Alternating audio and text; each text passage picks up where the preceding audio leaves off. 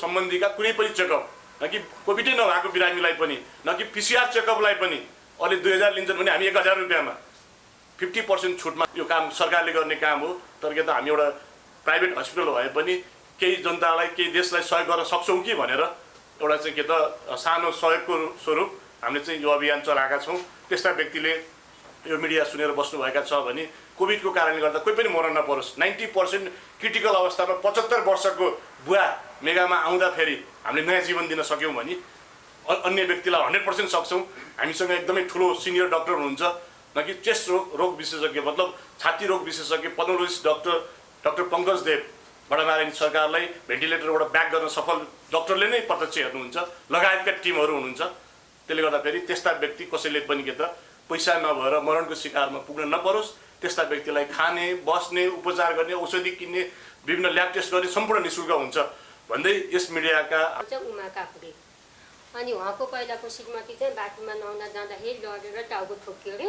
ठोकिँदाखेरि teaching hospital लैजानु भएछ अनि त्यहाँ अपरेसन गर्नुभएछ। टाउकोको अपरेसन गर्दाखेरि बिग्रियो। औषधि उपचार गर्दा गर्दै 6 महिना 18 दिनसम्म टिचिङ हस्पिटल राखेर अनि बित्नु भयो।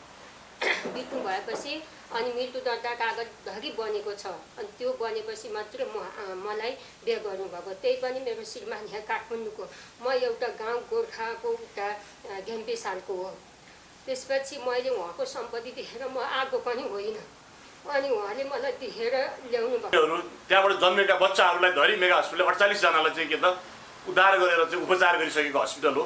त्यसले गर्दा फेरि भोलिको दिनमा पनि यस्ता व्यक्ति कोही अलपत्र परेर बसेका छन् भने पैसाको कारणले गर्दा उपचार गर्न नपाएर हैन, पैसाकै कारणले औषधि किन्न नपाएर मरणको शिकारमा पर्नु भनेको त्यो अपराध हो। त्यस्ता व्यक्तिलाई हामी फ्रीमा उपचार गर्नेछौँ। यसै मिडिया मार्फत भन्छौँ। लिएर आएपछि उसले सधैँ मलाई एकदम नराम्रो हिसाबले हेर्ने, खुकुरी दिने। तल त्यही छोराले पहिला पनि मलाई त्यस्तो। तपाईको जेठीपट्टिको छोराछोरी कति जान्छ? त्यति एउटा छोरा हो। दुई भाइ छोरा थियो। एक भाइ छोरा इनारमा पढेर बित्यो। आफ्नै त्यही ढुङ्गाको इनारमा 21 वर्षको छोरा।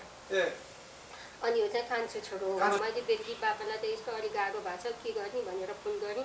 ल मेरो बाबुलाई तुरुन्तै हस्पिटल लैजा, म यताबाट त्यहाँ आउँछु, मेरो बाबुकोलाई त्यहाँ केही भइहाल्यो भने चाहिँ तेरो 3 जनाको लास पारिदिन्छु। तैँले पहिल्यै चिनेकी छैनस्, तैँले मलाई पहिला के कुराको याद राख, मैले भनेको कुरा, मैले गरेको कुरा त सम्झी। दर्शकबिन नमस्कार। प्रगति फिल्म्स एन्ड आरएस मिडिया र अन्य मिडियाको तर्फबाट हजुरहरूलाई एकमुष्ट 10 औँला जोडी नमस्कार गर्दछु।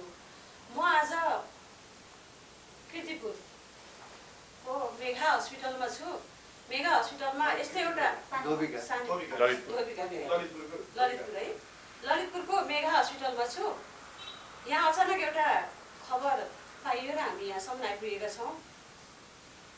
यहाँ चाहिँ एउटा बिरामी बुवालाई ल्याएर छोराले हस्पिटलमा भर्ना गर्नुभयो, एडमिट गर्नुभयो र प्रक्रिया सबै पुर्याउनु भयो। पुर्याइसकेपछि उहाँ यहाँबाट फरार हुनुभयो। अब के गर्ने त? हस्पिटलको धेरै बिल पनि आइसकेको छ। छोरा कन्ट्याक्टमा गर्दाखेरि छोराले उल्टै हस्पिटलको डाक्टर स्टाफलाई चाहिँ धम्काउने काम पनि गर्नुहुन्छ अरे उहाँले भनेर यस्तै यस्तै खबर पाइसकेपछि हामी यहाँ उपस्थित भएका छौँ, मिडियाकर्मी साथीहरू सबैजना। अब सबै यहाँको विवरण हाम्रो मेघा हस्पिटलको डाइरेक्टर साहब हामी माझ हुनुहुन्छ। उहाँसँगै सबै कुराहरू हामी हजुरहरू माझ पस्किँदैछौँ। आखिर यथार्थ के हो त? सर नमस्कार।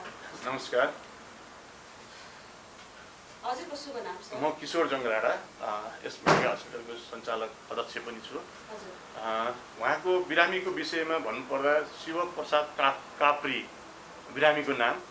उहाँ चाहिँ दीर्घरोगी, पहिला पनि हार्ट एट्याक भइसकेको र उहाँ निमोनिया पनि भइसकेको र यहाँ आउँदाखेरि पाटन हस्पिटलबाट आइसियु भेन्टिलेटर चाहियो भनेर क्रिटिकल अवस्थामा कि मरण र जीवनको दोसाधमा तडपेर 90% त उहाँको आशै थिएन, त्यो अवस्थामा आउनुभएको थियो। र आउँदाको अवस्थामा उहाँहरू रावासीकै हिसाबले छोरा आफैले पनि र उहाँको चाहिँ 2टा परिवार, जेठी परिवार बितिसकेपछि कान्छी परिवार लिएर आउनुभएको रहेछ र कान्छी परिवारकै साथमा राम्रै हिसाबले आउनुभयो र सिस्टम अनुसारले नै उहाँहरू के भयो हस्पिटलमा एडमिट हुनुभयो। र एडमिट त गरियो हामीले। एडमिट भएको भोलिपल्ट नै उहाँहरूको छोरा चाहिँ न कि उहाँ फरारै हुनुभयो, न कि 2-3 दिनसम्म हामीले खोजनीति गऱ्यौँ र 5-6 दिनसम्म पनि उहाँलाई नपाएपछि अलिकति पुलिस पनि लगाइयो।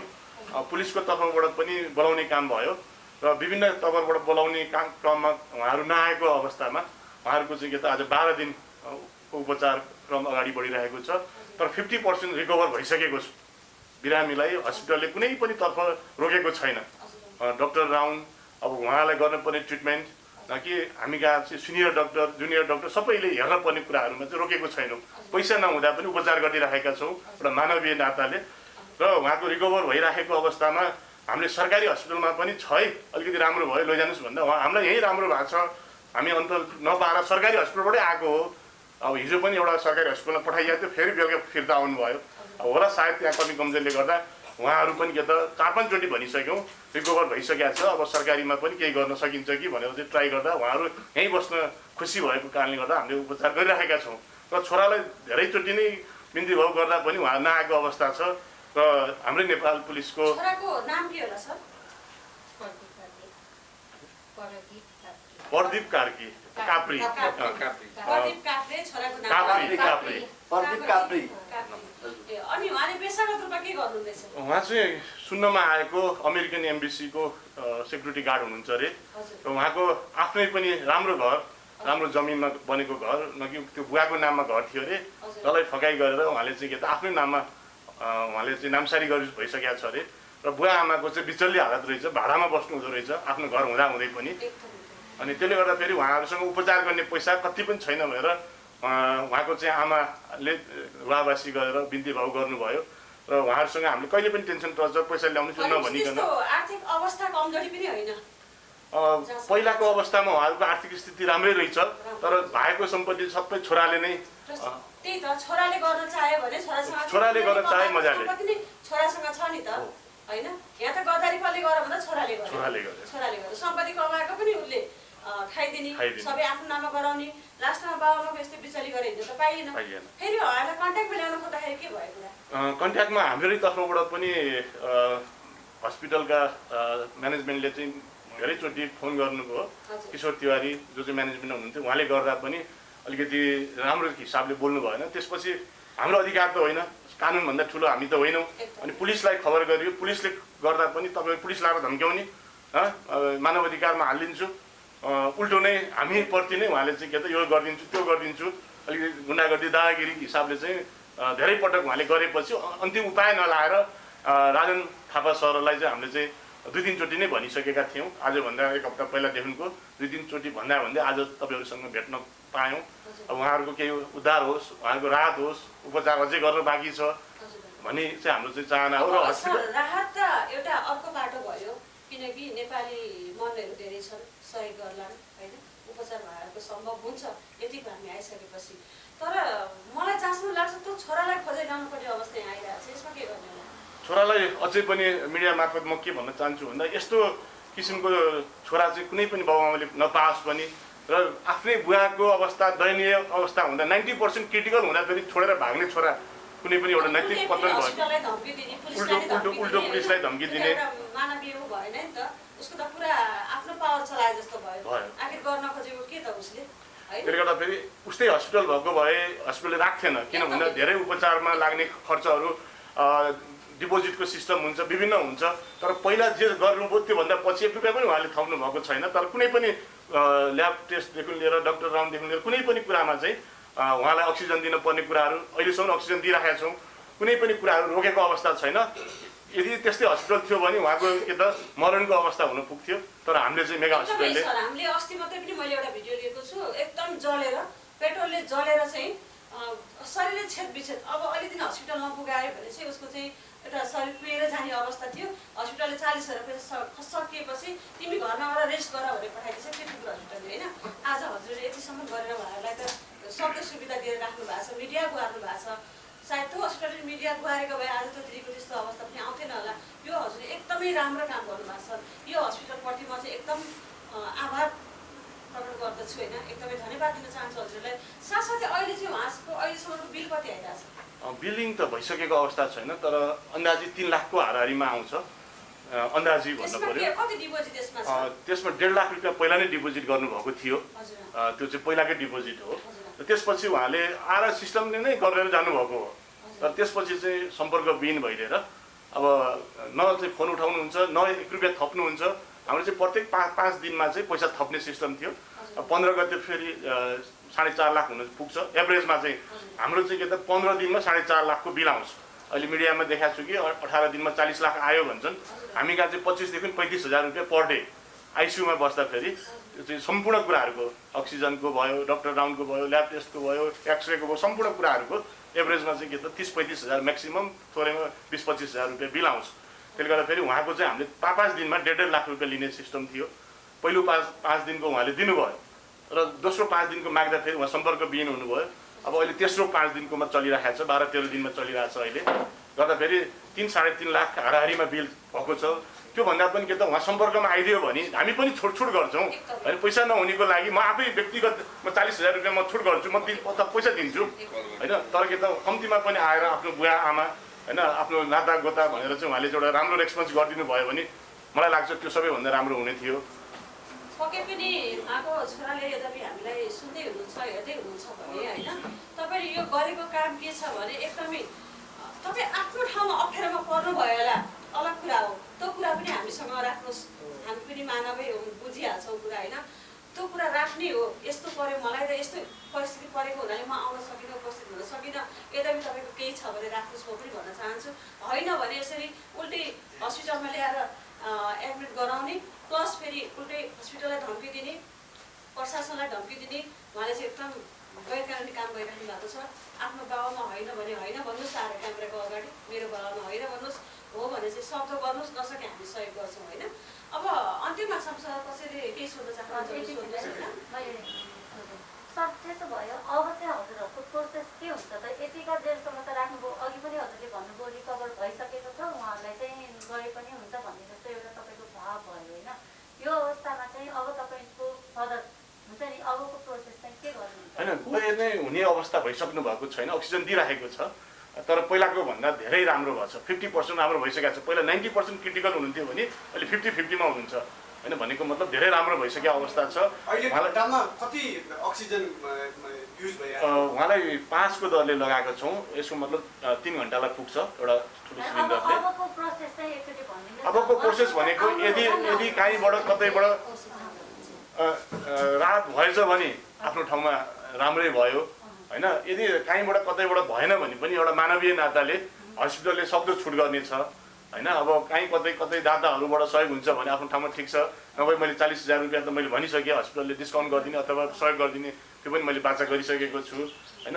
बिरामीको अवस्था सुधार भएको छ, नयाँ जीवन पाउनु भएको छ भने त्यस्तो मान्छेलाई फेरि टर्चर दिएर पैसाको लागि त हामीले हस्पिटलले गर्दैन यो कुरा चाहिँ होइन। विगतमा पनि धेरै मान्छेहरूलाई हामीले सहयोग गरेकै हस्पिटल हो। अब कति दिन राख्नुहुन्छ त त्यसो भए? त्यो चाहिँ डक्टरसँगै मिडियामा यो कुरा आइसकेपछि उहाँको छोरा आउनु हुन सम्भवतः आउनु होला। यदि आउनु भएन भने हजुरहरूको यो राख्ने क्रम चाहिँ कति दिनसम्म जारी हुन्छ? उहाँलाई अब डक्टरकै सल्लाह अनुसारले मेडिसिन उहाँको डोज पुरा नहुँदासम्म त राख्नै पर्यो। डोज पुरा कति दिनमा हुँदो रहेछ त्यो पनि हामी बुझ्नेछौँ। हामी म्यानेजमेन्टको परियो होइन, मेडिकल पर्सनलाई त्यो सोधेर हामी राख्नेछौँ। र उहाँलाई विश्व नहुँदासम्म हामी राख्ने चाहिँ हाम्रो बाचा छ। उहाँलाई विश्व बनाएर एउटा नयाँ जीवन दिएर त्यही अनुसारले पठाउने चाहिँ हाम्रो इच्छा छ। अनि अब तपाईँले जस्तो अघि भन्नुभयो नि उहाँको छोरालाई तपाईँहरूको तर्फबाट फोन गर्दाखेरि जुन धम्की आयो भन्नुभयो नि, कस्तो खालको धम्की आयो? मानव अधिकार हनन भयो अरे, उहाँलाई फोनमा टर्चर गर्यो अरे होइन। अब मलाई मतलब छैन होइन, म मेरो बाउ होइन भने जस्तो गरेर त्यसरी अलिकति रुडली हिसाबले। यदि उसको बुवा होइन भने उसले किन ल्याएर यहाँ हस्पिटलमा एडमिट गरायो? त्यो चाहिँ उहाँले एउटा फेक कुरा गरिरहनु भएको छ। एडमिट गर्दादेखि लिएर डिपोजिट किन गर्नुभयो सबै कुरा उहाँले गरेको हो होइन। सुरुको अवस्थामा उहाँले गरेको, उहाँको आमा पनि यहीँ हुनुहुन्छ, आमासँग नि केही कुरा बुझ्नुहोस् होइन। ठिक छ, आमासँग हामी पछि जान्छौँ र पहिला हजुरसँगै के कुरा सोध्न चाहन्छु भने जुन तपाईँको हस्पिटलमा तपाईँको त्यो बिरामी आउनुभयो बुवालाई होइन, तपाईँले आजभन्दा 1 हप्ता पहिला मलाई इन्फर्म पनि गर्नुभएको थियो यस्तो यस्तो बिरामी आउनुभएको छ, केही सहयोग हुन्छ भनेदेखि ल तपाईँहरूले गर्नुहोस् भनेर मलाई भन्नुभएको थियो होइन।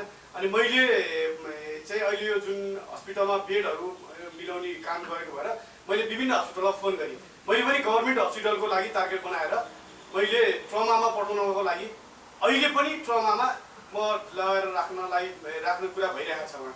यदि तपाईँलाई यदि अप्ठ्यारो त्यस्तो अप्ठ्यारो परेको छ भने के ट्रमामा रिफर गरौँ त? अब उहाँहरूकै इच्छा अनुसार पहिला पनि सरकारी हस्पिटल पठाउने भनेकै हो, हामीले त्यो बुझ्न सक्नुहुन्छ। अब त्यसरी उहाँहरूकै इच्छा अनुसार जानुहुन्छ त हामीले चाहिँ रोक्ने कुरा आएन होइन। उहाँलाई मेगामै मेरो राम्रो भइरहेछ, रिकभर भइरहेछ, उहाँलाई विश्व भइरहेछ, अन्त लान्न भनेको कारणले गर्दा हामीले यही नै उपचार गरिराखेका छौँ। अब यदि अझै धेरै दिन बस्नुपर्ने, छोराले पनि नहेर्ने हो त्यो अवस्थामा आयो भने त्यो सोच्नुपर्ने कुरा आफ्नो ठाउँमा छ। त्यस्तो यदि केही परिहाल्यो भने तपाईँले सम्झिनुहोस् होइन, त्यसको लागि हामी छौँ र हामीले सक्दो प्रयास गर्छौँ कि ती बुवालाई हामी के गरेर हुन्छ, कसरी हुन्छ, हामी यो सिचुएसनबाट हामी यो अप्ठ्यारोबाट पार गरौँ। र भन्छन् सबैले मेगा हस्पिटल होइन, र किशोरजङ राणा जो आफैमा दिलदार हुनुहुन्छ तपाईँ होइन। तपाईँ अहिले जुन खान नपाएको व्यक्तिहरूलाई खाद्यान्न वितरण गरेर पनि हिँड्नु भएको छ सडकमा। अस्ति मात्रै एकजना बहिनीको सङ्गीता राणा सङ्गीता बहिनीलाई त्यो बेलामा हामीले एडमिट गराएको हो यहाँ होइन। एडमिट गराउँदाखेरि उहाँको चाहिँ 1,37,000 कतिको बिल उठेको छ। त्यसमा पनि तपाईँले पुरै बिचरा त्यो बहिनीको विदेशबाट कमाएर लिएर आएको पैसा 10-12 रुपियाँ 10-15 रुपियाँ जम्मा गरेको पैसा है किशोर सर, मैले भनेर हजुरलाई इन्फर्म गरेको थिएँ। त्यही अनुसारले तपाईँले त्यही कुरालाई मनन गरेर बिचरा बहिनीको 1 पैसा नलिकन फ्री पनि गरिदिनु भएछ। र मैले अहिले प्रत्यक्षदेखि पनि तपाईँको मेगा 2मा पनि जस्तो आजदेखि सबै जो कोभिडमा परेको बिमारी हुनुहुन्छ उहाँहरूलाई फ्री ट्रिटमेन्ट गरिदिन्छौँ। खाना बस्नको व्यवस्था सुधा छ है भनेर तपाईँले जुन कुरा भनिरहनु भएको छ नि, त्यो तरिका जुन तपाईँले गरिरहनु भएको छ, तपाईँले यो पुण्य कमाउने काम जुन गर्नुभएको छ नि, त्यसमा हामी हृदयदेखि नै धन्यवाद दिन चाहन्छौँ। त्यस्तो जसले गरिरहेको त्यो काम गरिरहेको छ त्यसलाई चाहिँ भगवान्ले पनि माथिबाट हेर्नुहुन्छ चाहिँ त्यो चाहिँ 100% हो। त्यो चाहिँ म विश्वास छु, हामी सबै विश्वास छौँ। र आज हामी यहाँ यो तपाईँको हस्पिटलमा आएर यति कुरा गर्नलाई तपाईँसँग जुन कुरा हामीले गऱ्यौँ यो हामीले बाहिर ल्याउने कोसिस गर्छौँ होइन। त्यो बाहिर ल्याइसकेपछि अलिकति दर्शकवृन्दहरूले के सोचिदिनु पर्यो भने मेगा हस्पिटल भनेको यस्तो हस्पिटल रहेछ है, त्यहाँ चाहिँ यस्तो जस्तो व्यक्तिलाई पनि गएर ट्रिटमेन्ट पाउँछ, राम्रो पाउँछ भनेर त्यो चाहिँ मेसेज जाओस्, यही भन्न चाहन्छु म। र यसको सिलसिलामा हामी अब जुन बुवाको कान्छी श्रीमती भन्नुभयो नि तपाईँले, हामी उहाँसँग केही कुरा छौँ र पछि तपाईँसँग जोडिने बाचा गर्छौँ। हजुर नमस्कार, आराम हुनुहुन्छ? अनि सुन्नुहोस् न, तपाईँ चाहिँ कान्छी श्रीमती, तपाईँको जस्तो जेठी चाहिँ उहाँ बित्नु भयो? हजुर, जेठी श्रीमती चाहिँ बाटोमा नुहाउन जानु अरे। मेरो नाम चाहिँ उमा कापुरे। अनि उहाँको पहिलाको श्रीमती चाहिँ बाटोमा नुहाउन जाँदाखेरि लडेर टाउको ठोक्यो अरे। ठोकिँदाखेरि टिचिङ हस्पिटल लैजानु भएछ। अनि त्यहाँ अपरेसन गर्नुभएछ टाउकोको। अपरेसन गर्दाखेरि बिग्रियो, औषधि उपचार गर्दा गर्दै 6 महिना 18 दिनसम्म टिचिङ हस्पिटल राखेर अनि बित्नु भयो। बित्नु भएपछि अनि मृत्यु दर्ता कागजधरि बनेको छ। अनि त्यो बनेपछि मात्रै मलाई बिहे गर्नुभएको। त्यही पनि मेरो श्रीमान यहाँ काठमाडौँको, म एउटा गाउँ गोर्खाको उता घेम्पे सालको हो। त्यसपछि मैले उहाँको सम्पत्ति देखेर म आएको पनि होइन, अनि उहाँले मलाई देखेर ल्याउनु भएको पनि होइन। उहाँको आफन्तले मलाई पावर दिनु।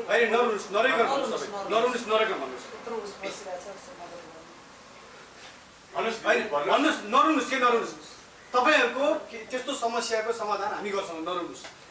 अनि त्यसपछि लिएर आएपछि उसले सोधे मलाई एकदम नराम्रो हिसाबले हेर्ने, खुकुरी दिने, तल कसले? त्यही छोराले। पहिला पनि मलाई त्यस्तो। तपाईँको जेठीपट्टिको छोराछोरी कतिजना छ? त्यति एउटा छोरा हो, 2 भाइ छोरा थियो। 2 भाइ छोरा थियो, 1 भाइ छोरा इनारमा पढेर बित्यो। आफ्नै त्यही ढुङ्गाको इनारमा 21 वर्षको छोरा। अनि यो चाहिँ कान्छो छोरो हो, जेठीपट्टि। ठिक छ, उहाँलाई पनि हामी आवश्यक कारवाही गर्छौँ, त्यो हामीले वचन हो। अनि तपाईँपट्टिबाट बच्चा कति छ? मबाट एउटा छोरा एउटा छोरी छ। छोरा 12.5 वर्षको छ, छोरी 14.5 वर्षको छ। अनि अब तपाईँको इच्छा के हो त? त्यो छोरा आइदियोस्, केही गरिदियोस् भन्ने हो, अथवा तपाईँले मलाई यो हस्पिटलले राम्रोसँग मेरो बुढाको श्रीमानको उपचार राम्रो गरिदियोस् भन्ने छ, उपचार गरेर उसमा बढाइदियोस् भन्ने छ, के छ तपाईँको इच्छा? अब म चाहिँ यो कुराहरूमा म केही जान्दिनँ। यति बेला चाहिँ हामी मेरो श्रीमान चाहिँ पाटन हस्पिटल लग्यौँ अनि त्यहाँ चाहिँ त्यहाँको डक्टरले चाहिँ आइसियूमा लैजा भने अनि मैले यहीँ आइसियू मिलाइदिनु, हामीसँग पैसा छैन त्यति, हामी अब प्राइभेट हस्पिटल जाँदाखेरि हामी सक्दैनौँ त्यति भनेर भने डक्टरहरू त अब कुन कुन हुनुको मलाई थाहा छैन, म चिनिनँ, सबै उ लगाएको डक्टरहरू हुनुहुन्छ अहिले होइन, कुन डक्टरले भन्नुभयो। अनि त्यसपछि अनि मैले छोरालाई भने ल बाबु अहिले दिन बेलुका पनि उसैले ल्याएर त्यहाँ पाटनमा भर्ना गरिदिएको। मैले बेलुकी बाबालाई त यस्तो अलिक गाह्रो भएको छ के गर्ने भनेर फोन गरेँ। ल मेरो बाबुलाई तुरुन्तै हस्पिटल लैजा, म यताबाट त्यहाँ आउँछु, मेरो बाबुकोलाई त्यहाँ केही भइहाल्यो भने चाहिँ तेरो 3 जनाको लास पारिदिन्छु, तैँले पहिले चिनेकी छैनस्, तैँले मलाई पहिला के कुरा तँ याद राख, मैले भनेको कुरा मैले गरेको कुरा त सम्झी, तेरो 3 जनाको चाहिँ म लास पारिदिन्छु, त्यहाँ मेरो बाबुलाई केही भयो भने भनेर उसले त्यसो भनेपछि अनि मैले त्यो अघि आउनु भएको थियो एकजना छिमेकी अनि उहाँलाई भनेर अनि मैले हतार अनि पाटन हस्पिटल लगेँ। बेलुका 10 बजे शुक्रबार हामी यहाँ 9 गते आएको, त्यो 8 यही छोराले पहिला पनि उसले अब त्यस्तो खुकुरी लिएर मलाई मार्छु काट्छु भनेर ऊ हिँडेको, अनि कोठा बस्ने मान्छेले समातेर अनि चक्रवत पुलिस चौक त्यहाँ लगेर राखेको पहिला पनि, त्यो पहिलाको छोरालाई पहिला पनि त्यस्तो गरेको हो नि त। अनि उसले के उसको त्यो बुवाको सम्पत्ति चाहिँ उसले आफूले आफ्नो नाममा गर्यो, कसरी गर्यो? अब मलाई थाहा नै छैन। बुवाको स्वीकृति बिना गरेर त उसको बुवालाई चाहिँ लगेर गर्यो, तर कति बेला उसले गर्यो त्यो मलाई थाहा छैन। पाटन हस्पिटलबाट यहाँ 9 गते लिएर आयौँ। पाटन हस्पिटलबाट चाहिँ एकदम गाह्रो अवस्था छ, यहाँ ल्याएपछि चाहिँ यहाँको सरहरूले यहाँको डक्टर सिस्टरहरूले चाहिँ एकदमै राम्रो, यहाँको जस्तो डक्टर सिस्टरहरू यहाँको सरहरू चाहिँ मैले अन्त देखिनँ। किन पहिला पनि म मेरो श्रीमान हाटेर घुम्दा गङ्गालाल हस्पिटल पनि गएँ होइन, अब पहिला मेरो श्रीमान अब यस्तो सानोतिनो बिमारी त भइरहनु भएको, मैले नै घरि गएँ दुःखसँग, म अर्काको घरहरूमा काम गर्छु। हामी छौँ तपाईँको साथमा, अनि त्यसपछि यहाँ ल्याएँ अनि मैले बाबु यस्तो भयो भनेर फेरि भन्दाखेरि ल छिट्टो के अरे पाटन हस्पिटल लिएर हिँड्नु, मेरो बाबुलाई केही भयो भने म तेरो 3 जनाको म छोड्ने छैन, तेरो 3 जनाको म लास पारिदिन्छु, तैँले पहिलाको याद गर, पहिला मैले के गरेको थिएँ त्यो सम्झी भनेर भन्नु मलाई। अहिले ठिक छ, त्यो होला ठिक छ।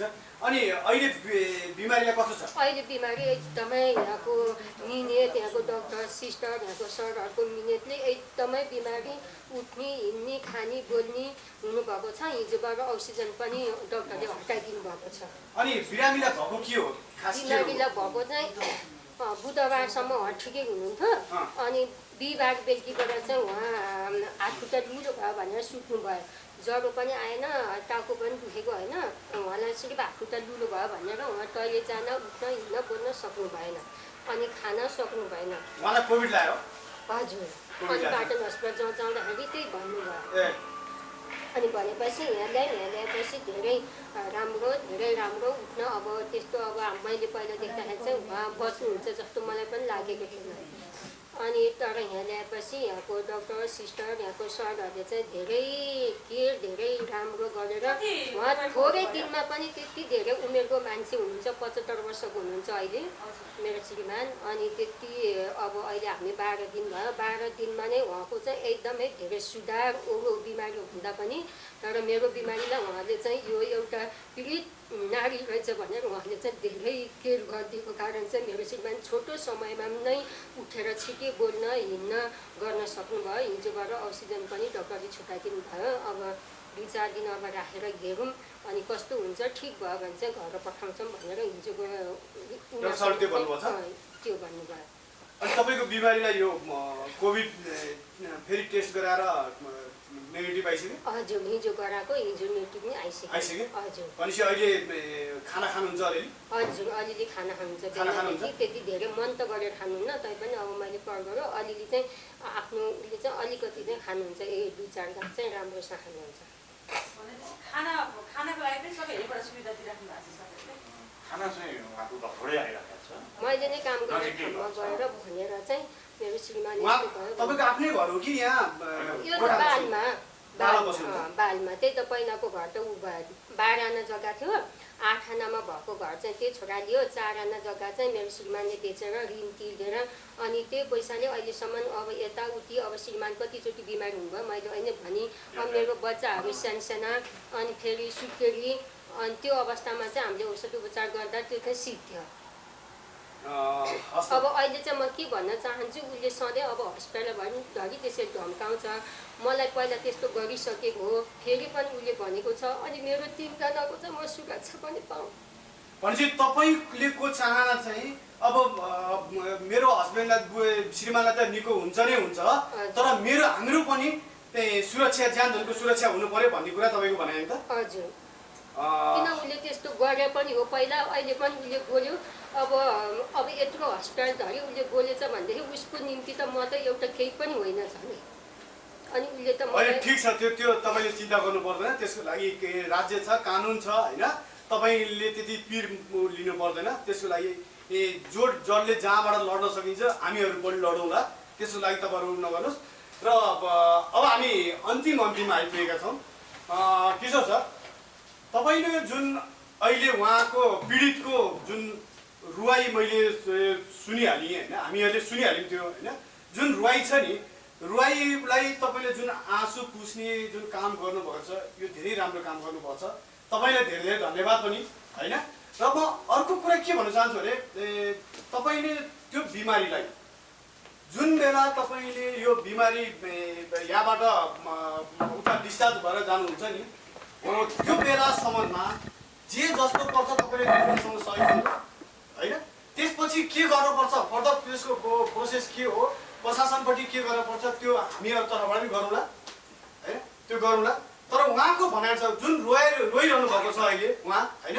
उहाँको चाहिँ त्यो रुवाईलाई आँसु जुन पुछिरहनु भएको छ त्यो आँसु चाहिँ तपाईँले चाहिँ नगर्नुहोस् होइन आँसु झर्न नदिनुहोस् होइन र उहाँको ठिक छ उहाँको श्रीमान अहिले राम्रो भएर जानुहुन्छ र उहाँको छोरालाई हामी सम्पर्क पनि गरौँला उहाँको जस्तो घरको फोन नम्बर हामीलाई प्राप्त भएको छ दर्शकबिन 014432441 म फेरि भन्न चाहन्छु 0144324441 0144324441 र यदि दर्शकबिन कसैले पनि यदि यो नम्बरमा फोन गरेर सम्पर्क गर्दाखेरि उहाँ अहिले 8 आना जग्गामा बनेको घरमा उहाँ महलमा बस्नु भएको छ तर उहाँको बुवा र मम्मी चाहिँ यस्तो उसमा अवस्थामा आएर हस्पिटलमा आएर अल्पत्र स्थितिमा बस्नु भएको छ यदि त्यो हस्पिटलको सट्टा यो मेगा हस्पिटलको सट्टा अर्को हस्पिटल भए तपाईहरु आफै बताउनुस् के हुन्थ्यो होला उहाँको स्थिति के हुन्थ्यो होला जस्तो मसित हामीसँग हामीहरु टिममा अहिले प्रत्यक्ष रूपमा आइरहेको छ एकजना चाहिँ खुट्टा हात खुट्टा दुवै जलेको बिरामीलाई हस्पिटलले 40,000 रुपैयाँ पैसा भयो पैसा यहाँ भन्दा अब तिमीहरुको पैसा सिध्यो अब लिएर जा जबसम्म पैसा तिमीहरुसँग साथमा हुन्छ त्यसपछि मात्रै आइजो भनेको प्रमाणहरु हामीसँग यथेष्ट छ त्यस्ता प्रमाणहरु र कुनै पनि हस्पिटलले त्यस्तो नराम्रो अनैतिक काम नगर्नुस्